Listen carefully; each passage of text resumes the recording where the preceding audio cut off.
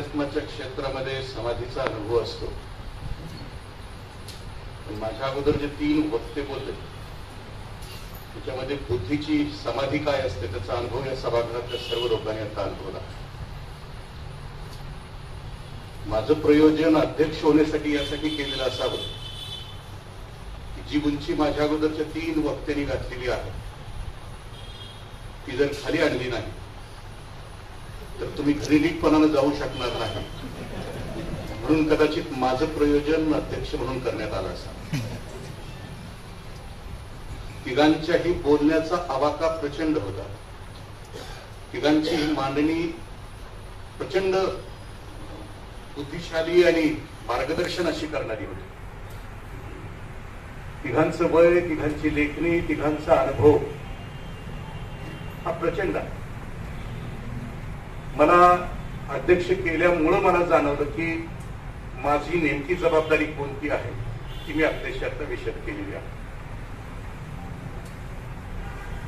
रिडेकर सरांनी आपल्या पुस्तकाच्या निर्मितीमध्ये सुरुवातीला एक पान वाहिलेला ते तिघांना वाहिले. ते म्हणतात की मी सॉक्रेटिस साठी मी माझं हे पुस्तक अर्पण करतो आहे. मी बर्ट्रांड रसेल साठी हे पुस्तक अर्पण करतो आहे आणि तिसरं कार्ल मार्क्स यांना अर्पण करतो आहे. हे तिघही खरं तर त्यांच्या विचारधारेमध्ये प्रचंड आवाका घेऊन क्रांती करण्याच्या उद्देशानं ती कदाचित लेखन करत होते. आणि क्रांती असं म्हटलं जातं की क्रांती संपूर्ण विध्वंसाशिवाय क्रांती शक्य नाही असं म्हटलं.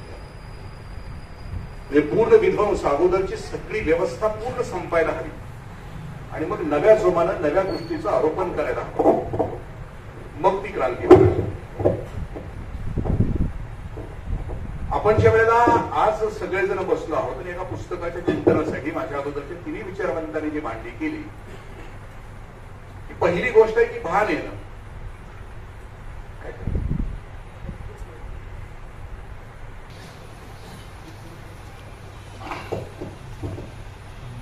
आणि त्या तिघांच्या आयुष्याकडे बघितल्यानंतर आणि नंतर या ग्रंथाची मांडणी केल्यानंतर भान हा शब्द त्याच्यामध्ये आला. आणि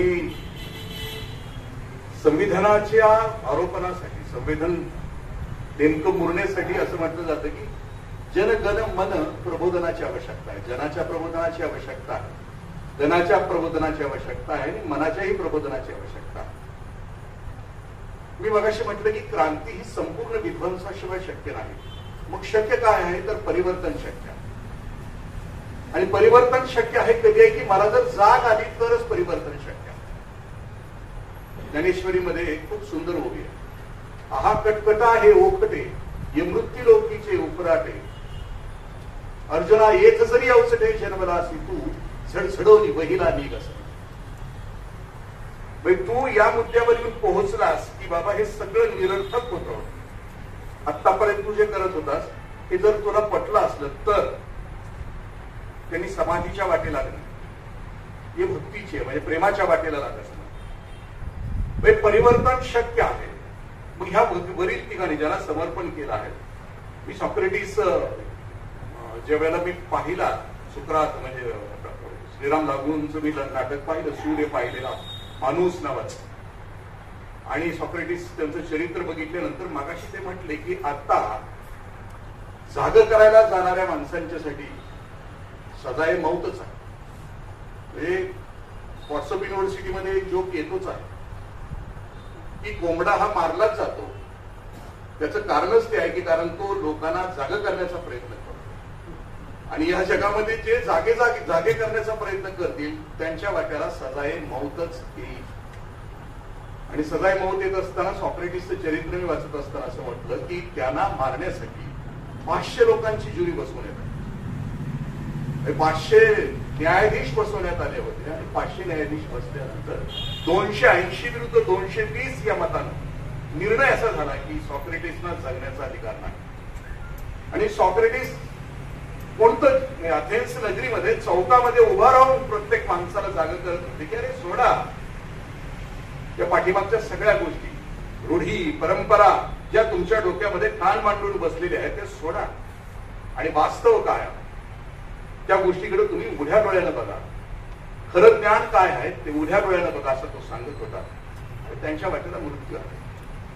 मृत्यूच्या वेळेला सुद्धा सॉक्रेटिसना त्यांचे शिष्य विचारत होते की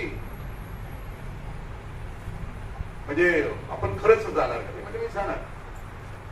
मृत्यूच्या बाबतीत असं लिहिलंय सॉक्रेटिसच्या की सॉक्रेटिसने ज्या वेळेला विष घेतलं त्यावेळेला ते शेवटपर्यंत जागेवर म्हणजे ते सांगत होते की माझ्या अंगठ्यातून निघालाय प्राण, माझ्या घोट्यातून निघालाय, माझ्या पिंजरीतून निघालाय, माझ्या मांडीतून निघालाय आणि शेवटी सगळ्यांना नमस्कार करून ते जातात.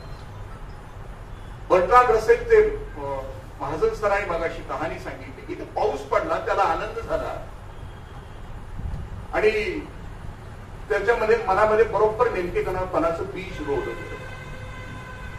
बर्ट्रांड रसेल वयाच्या उत्तरायुष्यामध्ये शेवटून 2 वर्षामध्ये एका आदिवासी वस्तीवर गेले आणि आदिवासी वस्तीवर गेल्यानंतर त्यांनी तिथला नाच, तिथलं नृत्य, तिथला उत्सव बघितला आणि मग ते असं म्हटले की हे आदिवासी वस्तीतलं हे नृत्य मी जर लिखाणाच्या अगोदर जर मी बघितलं असतं तर मी लिखाणच केलं नसतं, कारण लिखाणाचा उद्देशच मुळामध्ये आनंदाची निर्मिती आहे आणि मला तिथं समजलं असतं हे खरा आनंद.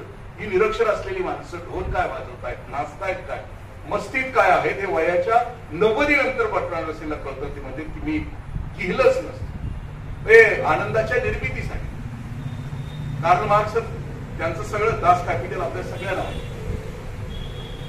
भोसले सरांची वाटी होती की ते विरोधाभास खरं आहे. जुन्या नीतिमत्तेच्या कल्पना ढासळत असताना, जग गतिमान होऊन भविष्याचा वेध घेत असताना अनेक गोष्टीचा संघर्ष होता. जनगण मन तिघांचाही जनाचाही होतोय, गणाचाही होतोय आणि मनाचाही संघर्ष होतोय. आम्ही हा वेग पकडू शकत नाही, ही गोष्ट खरी आहे.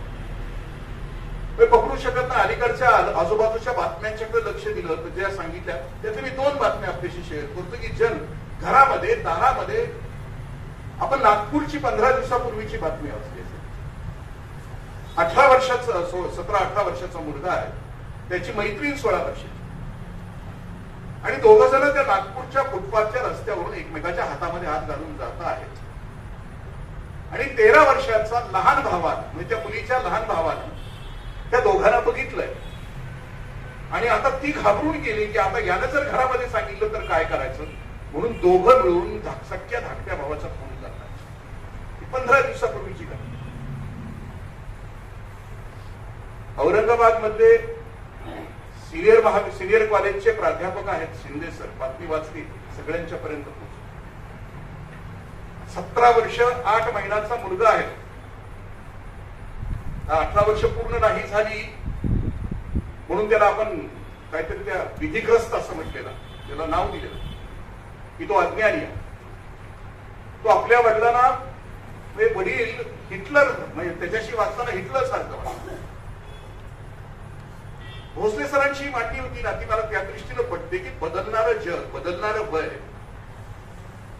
कारण जसं फॅशन म्हटलं की आताची फॅशन ती तशी आहे, म्हणजे खाली भाग म्हणा वर बाजरी म्हणा, आता फॅशन तशी आहे. माझ्या कालावधीमध्ये आम्ही बच्चनच्या कालावधीमध्ये जन्माला आलो, आम्ही बिटल्स राखलो. तो प्रभाव होता कारण नेते, अभिनेते आणि क्रिकेटर हे त्यावेळेलाही आयडॉल होते आणि आजही आयडॉल आहेत. मग त्यांचा प्रभाव आमच्यावर आताही होता. पण त्यावेळेला माझ्या वडिलांनी माझ्या बिटल्सला त्यावेळेला नावं नाही ठेवली. त्यावेळेला माझे वडील म्हणजे आला, ज्ञानेश्वर आला.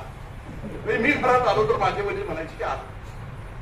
जर त्यांनी ऍक्सेप्ट केला नसता आणि मला धरलं असतं, शी काय वाढवलेच म्हटलं असतं तर कदाचित, कारण माझ्या वडिलांचं त्यावेळेला भान जागं झालं असेल भविष्यामध्ये की ऍक्सेप्टेबल. मी बऱ्याच वेळेला भाषणामध्ये सांगत असतो की आमच्या कालावधीमध्ये आम्ही ज्यावेळेला तुकारगिरी करायचो त्यावेळेला वही आम्ही खाली घ्यायचो बसायला. एकदा आमचे प्राध्यापक म्हणजे काय डोकं वर आहे का तिथं आहे आणि मग लक्षात आले की अरे वही खाली ठेवायची नाही, बरोबर हातातच घ्यायची असते महाविद्यालयामध्ये. जाग येणं पहिली गोष्ट वही तिथं ठेवायची नसते. जरी फॅशन असली तरी फॅशनच्या आतला मेंदू मात्र विकासाचा हवा, विधायक हवा, सकारात्मक हवा. हे जर आम्ही करू शकलो, भान आणल्यानंतर, जाग केल्यानंतर जाणू शकलो तर ही गोष्ट आहे. सुदैवानं या विषयामध्ये भारतामध्ये आणि भारताच्या बाहेरच्या 2 लेखकांनी मांडणी केली. इव्हान हरारे नावाचा लेखक आहे, 45 वर्षाचा, माझं खूप आवडतं लेखक. त्यानं 3 पुस्तकं लिहिलेली आहेत, होमोसेपियन, होमोडियस आणि 21व्या शतकासाठी 21 मूलमंत्र असतात, त्याच पुस्तक. त्याने होमोसेपियन मध्ये काय लिहिलं की माणूस नावाची जात उत्क्रांत झाल्यानंतर करोडो वर्षामध्ये त्याच्यामध्ये बदल नेमके कोणते? तो भाषा कधी शिकला, तो लिपी कधी शिकला, तो नागरिकत्वाकडे कधी आला? त्यानं होमोसेपियन मध्ये त्याची मांडणी केली. होमोडियस मध्ये तो इथून पुढच्या गोष्टीची मांडणी करतो की जे सर म्हणतात की आता पुढे काय होणार आहे. इथून पुढचा माणूस हा अल्गोरिदम, जैवतंत्रज्ञान या सगळ्या गोष्टींचा महाराज. अल्गोरिदम या शब्दाचा अर्थ आपल्याला समजून घ्यायचा असला तर साधी गोष्ट आहे. युट्यूबवर आज आम्ही फक्त शम्मी कपूरचं गाणं बघितलं, दुसऱ्या वेळेला तुम्ही युट्यूब ज्या वेळेला ओपन करता त्यावेळेला सगळी शम्मी कपूरची गाणं तुमच्या समोर येतात. तुम्ही आश्चर्यचकित होता की याला कसं काय कळलं नाही. अल्गोरिदमचा अर्थच मुळामध्ये तो आहे की तुमच्या मेंदूचा चटकन ताबा घेणारी व्यवस्था तंत्रज्ञानाने विकसित केली आहे. आणि मग भविष्यातल्या पिढीला या गोष्टीसाठी अवगत करण्यासाठी आपल्याला काय करता येईल. इव्हान हरारे असं म्हणतो की शिक्षण व्यवस्थेमध्ये भविष्यामध्ये इन्फॉर्मेशन देणं मुलांना हे शिक्षण व्यवस्थेमध्ये असणारच नाही, कारण इन्फॉर्मेशन ही त्याची एका बोटावर आहे. आता शिक्षण दिलं जातंय, ओठानं दिलं जातंय, पण शिक्षण आता बोटापर्यंत पोहोचलेलं आहे. म्हणजे बोटाच्या एका स्पर्शावर अवघ्या जगातली माहिती त्याच्या समोर येणार आहे. मग शिक्षकांच्या समोर आव्हान कोणतं असेल. इव्हान हरारे म्हणतो की शिक्षकांच्या समोर आव्हान ते असेल की यातली खरी बातमी कुठली, यातलं खरं नॉलेज कुठलं आणि खोटं कुठलं, यातली खरी माहिती कुठली आणि खोटी माहिती कुठली. कारण कालच आपण वाचलं असेल की फेसबुकनं नाव बदललं आणि फेसबुकवर आणखी एक गोष्टीचा आरोप होतो आहे की फेसबुकमध्ये हेट्रेट म्हणजे जगामध्ये द्वेष आणि घृणा पसरवणाऱ्या पोस्ट आणि त्या तिथल्या एकाच म्हणजे जी अस्वस्थ आहे तिथली अधिकारी, तिनं नोकरी सोडली, तिथली 45 वर्षाची ती मुलगी आहे ती अधिकारी, तिला हे पसंत नाहीये. कारण फेसबुक हे समाज धारण करणारं जर शस्त्र आणि अस्त्र असेल, त्या माहितीच्या आधारावर समाज उभा राहणार असेल आणि इथं जर वेगळंच होणार असेल, द्वेष आणि घृणा पसरवली जात असेल, तर मला नको आहे तुमची नोकरी म्हणून तो बाहेर जाते. आणि ते त्याच्यामध्ये अमेरिकेची इलेक्शन्स गेल्या वर्षीची, मागच्या वर्षी ट्रम्प तात्यांची जी इलेक्शन होती, ट्रम्प तात्या यासाठी म्हणतो की आपले समस्त भारतीयांनी किंबहुना महाराष्ट्रातले आणि त्यातल्या कोल्हापूरकरांनी ट्रम्प तात्याला तात्या हे नाव दिले आणि त्यामुळे ते आपलेसं वाटतं म्हणून मी ट्रम्प तात्या असं. ट्रम्प तात्या निवडून का आले तर त्याच्यामध्ये इव्हान कोल्विन्स्की नावाचा तिथला एक खूप मोठा मानसशास्त्रज्ञ आणि त्यानं 2.5 कोटी इतक्या फेसबुकवरच्या आणि व्हॉट्सअपवरच्या लाईक्स आपल्याकडे घेतल्या. सलग 3 वर्ष त्याच्याकडे हजारो मानसशास्त्रज्ञांची फौज या पोस्टवर काम करत की आमची पोस्ट टाकल्यानंतर ही व्यक्ती किती वेळा त्याला लाईक्स देते. 7 वेळेला लाईक दिले तर त्याची विचारधारा समजते की हा डावा आहे, हा उजवा आहे, हा उभा आहे, हा तिरका. मग त्या भागामध्ये नेमका कुठल्या विचाराचा माणूस आहे तर ट्रम्प तात्याने तिथं गेल्यानंतर त्याच विषयावर बोलायचं. हे सगळं कोल्विन्स्की भाऊनी त्यांना कोणलं. आणि मग लक्षात आलं की त्या लेखाच्या शेवटी लिहिलेलं होतं लेखाने की कोणीतरी आहे तिथं. तुम्ही सुद्धा आज जे करता आहे व्हॉट्सअपवर, फेसबुकवर, तर कोणीतरी आहे तिथं. तुमचा कोणीतरी अंदाज घेता, तुमच्या व्यक्तिमत्वाला कोणीतरी बघता आहे आणि ते अल्गोरिदम किंवा हे जे येणारं नवीन तंत्रज्ञान आहे ते तुम्हाला पकडणार आणि तुम्ही तुमच्या बुद्धीने नाही चालणार भविष्यामध्ये. कदाचित भविष्यामध्ये अल्गोरिदम तुम्हाला खेळवेल, तुमचं स्वातंत्र्य हिरावून घेईल, तुम्हाला त्याच्याप्रमाणे वागावं लागेल. आणि मग ते वागायचं असेल तर आज जागं व्हावं लागेल, भान यावं लागेल, जनभान यावं लागेल अशी त्याच्यात अपेक्षा. होमोडिओस मध्ये त्यानं या गोष्टीचा केलाय, शिक्षणामध्ये या गोष्टीचा त्यानं उल्लेख केला. आपल्याकडं सुरेश द्वादशीवार सरांनी 2 पुस्तकं लिहिलेली आहेत. ती 2 पुस्तकं आहेत की पहिलं आहे मनवंतर आणि दुसरं आहे ते युगांतरा. याच गोष्टीची मांडणी आहे. अल्विन टॉफलर नावाचा निओ क्लासिकल इकॉनॉमिस्ट आहे. तो निओ क्लासिकल इकॉनॉमिस्ट सुद्धा याच गोष्टीची, त्याचं 3rd वेव्ह आहे. सर कॉमर्सचे विद्यार्थी कदाचित वाचण्यात आला असेल. 3rd वेव्ह, फ्युचर शॉक आणि पुढे तो असं म्हणतो की पॉवर शिफ्ट नावाचा आता इकॉनॉमिक्सवर त्याचं 3रं पुस्तक. हे सगळे विचार म्हणतो. 3rd वेव्ह मध्ये तो अल्विन टॉफलर असं म्हणतो की मानवाच्या जातीमध्ये आजपर्यंत त्याच्या जगण्यामध्ये 3 प्रकारच्या लाटा आल्या. पहिली लाट होती ती अंधाराची होती. भाषा नव्हती, लिपी नव्हती, फक्त 2च भुका होत्या. एक पोटाची भूक होती आणि एक शरीराची भूक होती. दुसरी कोणतीच भूक नव्हती. आणि तो माणूस टोळ्यामध्ये राहत होता, नरमादीच्या रूपामध्ये राहत होता. तो अंधार होता. नंतर भाषा आली, लिपी आली, तंत्रज्ञान आलं, विकसित झालं, नागरीकरण झालं, कुटुंब व्यवस्था जन्माला आली. आणि दुसरी लाट या विकासामध्ये 1990 पर्यंत चालू होती. आणि 1990 नंतर ही लाट प्रचंड जी आता आपण जी गती मिळाली 1990 नंतरची गती. आणि त्या गतीला खाऊजा नावाच्या संस्कृती नंतर ही गती आली. खाऊजा म्हणजे खाजगीकरण, उदारीकरण आणि जागतिकीकरण. म्हणजे आज अमेरिकेतला फेस वॉश अगदी माझ्या वाडी वस्तीवर पोहोचला. बायर्स मार्केट झालं. आणि बायर्स मार्केटमध्ये जे घडतं आहे ते आमच्या हाताशी येऊन ठेपलेलं आहे. आणि ही गती प्राप्त झाली आम्हाला. या तिसऱ्यामध्ये खूप सुंदर विवेचन केलंय. याच्यावर मांडणी करत असताना मनवंतर नावाच्या गोष्टीमध्ये द्वादशीवार सर असं म्हणतात की माणसाचा प्रवास हा समूहवादाकडून व्यक्तिवादाकडे निघाला. म्हणजे ज्यावेळेला माझ्यावर माझ्या कुटुंबाचा आणि समाजाचा प्रभाव होतो. म्हणजे जसं जनरल मानेकशॉला थोपवण्यात आलं कारण कुटुंबाचा प्रभाव म्हणून त्यांना जाता आलं नाही. त्यावेळेला माझ्या जगण्यावर म्हणजे मी आता माहुलीत आहे, देशमुखच आहे, आमदाराचा पोरगा आहे. जरी मी गावामध्ये एखाद्याला शिवी दिली तरी गावाचा कुठलाही माणूस माझ्या थोबाडीत मारू शकत होता कारण मी अख्ख्या गावाचं पिल्लू.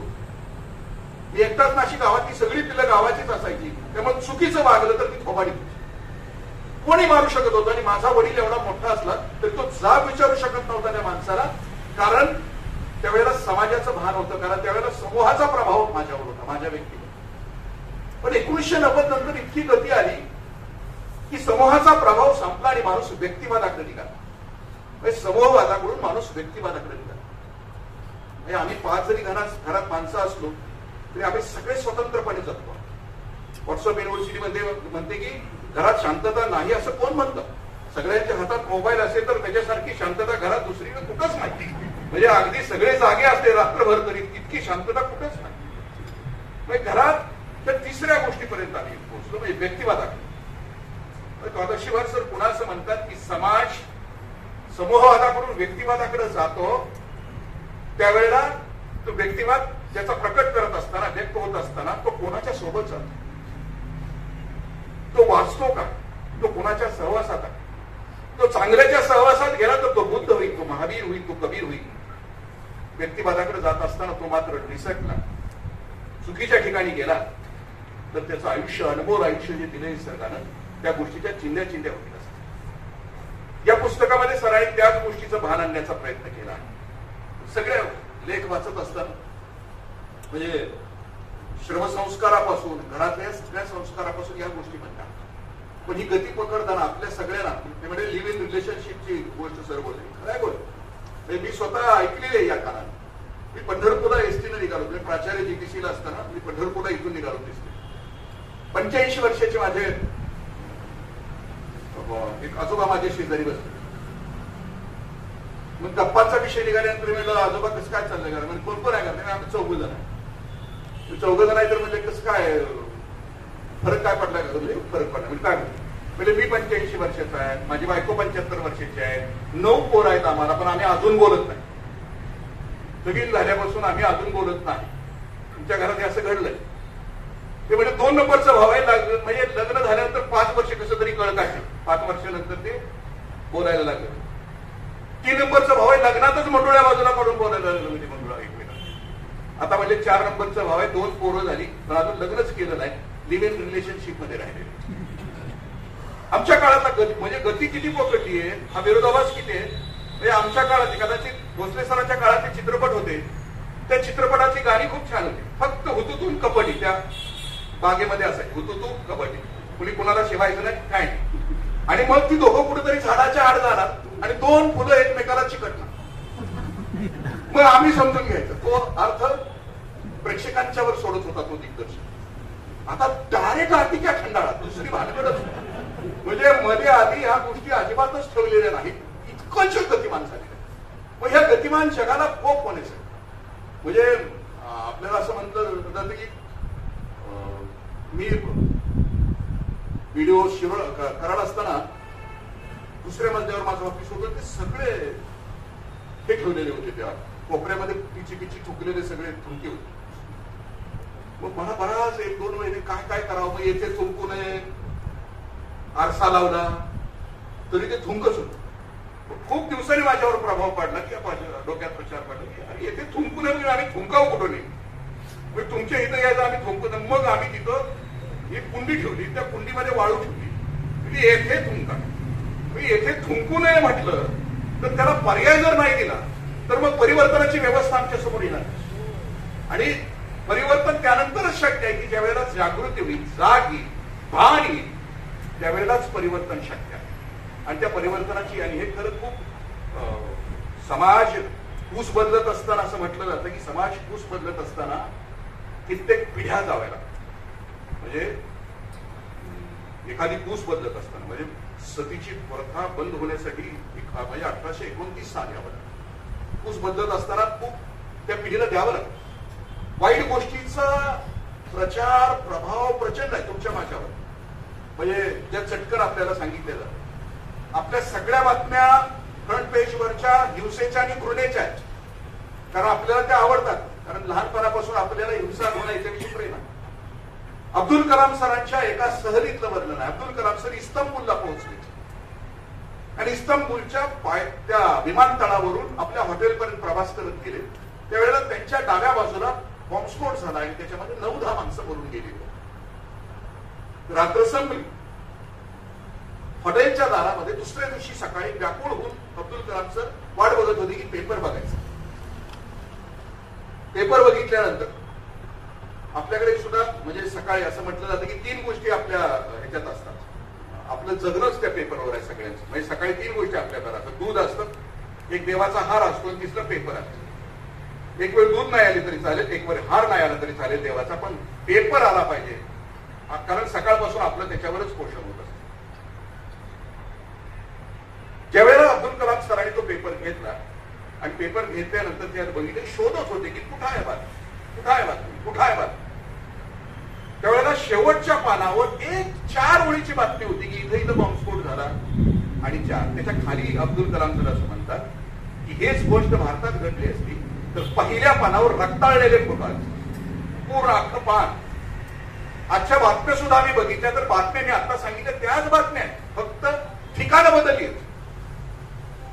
मग बातमी म्हणजे हे शिकत असताना, पत्रकारिता शिकत असताना पहिलाच पाठ शिकवला जातो की माणूस कुत्रा माणसाला चावलं ही बातमी नाही, तर माणूस कुत्र्याला चावणं ही बातमी.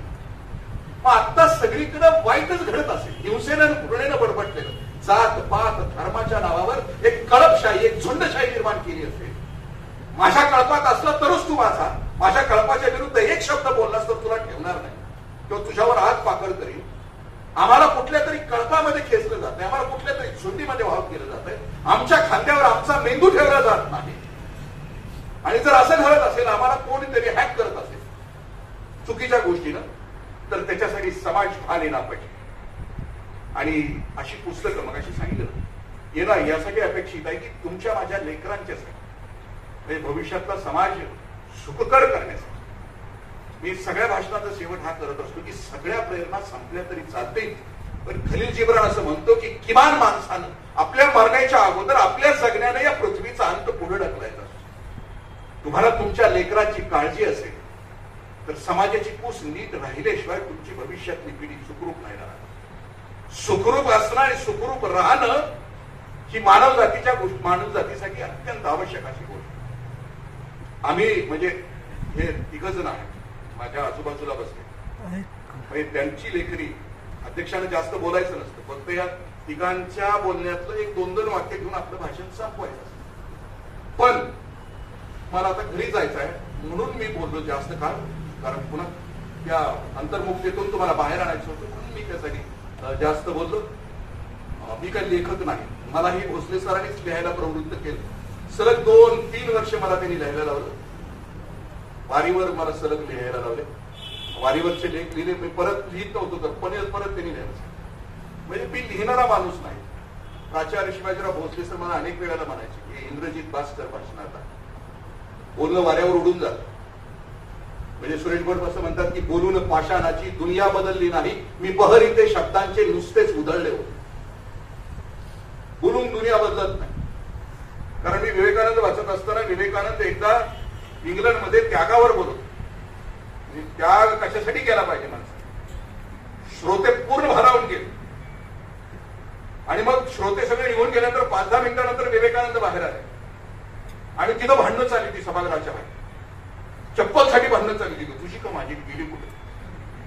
म्हणजे विवेकानंदांच्या सारख्या प्रभावी अत्यंत युगपुरुषाची वाणी ऐकली, ज्याने वाणी ऐकलेली होती, परिवर्तनशील वाणी ज्याने ऐकलेली होती, ते जर 10 मिनिटात त्या वाणीचा विसर त्यांना पडत असेल तर मग मी एवढे वर्ष 30 वर्ष माझ्या आयुष्याची वाया झाली. गेले 30 वर्ष माझं आयुष्य चाकावर चाललं. पण तरी पण मी एकदा म्हटलं होतं माझ्या गुरुजींना, माझे गुरुजी गावातले दुर्दैवाने गेले, की मी कशासाठी फिरतोय, माझं मनकं मोडलं, कुणाचा मनका ताट करू शकलो नाही, तरी माझे मनके मोडताय, तर मी कशासाठी फिरतोय? मला रोज सांगितलं. मला माझे गुरुजी, कुंभार गुरुजी, प्राथमिक शाळेचे माझे शिक्षक दुर्दैवाने ऍक्सिडेंट मध्ये गेले. वयाची त्यावेळेला त्यांची 80 वर्ष होती. मी थकलो होतो, नको आता मी बोलायचं. त्यांनी मला सांगितलं, इंद्रजीत तुला रोल जो दिलाय ना तो पान निवडीचा दे. निसर्गाने तुला घरून पाठवलंय ना ते पान निवडीचा रोल करण्यासाठी. पान निवडीच्या वेळेला पाण्यात फिरत असते इंद्रजीत, त्यावेळेला पाणी किती खडूळ आहे त्याचा विचार कर. ती फिरतच राहते, निवळतच राहते. एखादी म्हस आली आणि म्हशीला पाय दिला, पुन्हा पाणी खडूळलं तर ती पान निवडी कधी नाराज होत नाही. तुला मरेपर्यंत पान निवडीचं काम करावं लागेल, हे करा. म्हणून वाणीच्या माध्यमात आणखीन कशासाठी लिहावं, आणखीन कशासाठी प्रकट व्हावं, याच्याविषयी तुकडोजी महाराजांचा एक सुंदर अभंग आहे.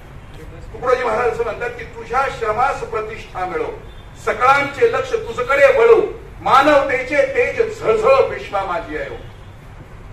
मगाशी सरांनी सांगितले की माझी लेखणी humanist. Yes, I am not leftist. Gadkari साहेब सुद्धा एकदा म्हणले की इलेक्शन मध्ये, राजकारणामध्ये there is no leftist, there is no rightist, everybody is opportunist. आपल्या सगळ्यांच्या लक्षात आलं असेल. म्हणजे इलेक्शन आले की एका क्षणात लेफ्टिस्टचा राईटिस्ट, एका क्षणात राईटिस्टचा लेफ्टिस्ट होतो. 20-20 वर्ष त्या विचारधारेमध्ये आणि अचानक तसं काय त्यांचं बदलून जातं. म्हणून ते स्वतःच म्हणतात राजकारणी माणसं बऱ्याच वेळेला खरं बोलत असतात, पण आपण त्याच्याकडे सुद्धा दुर्लक्ष करत असतो.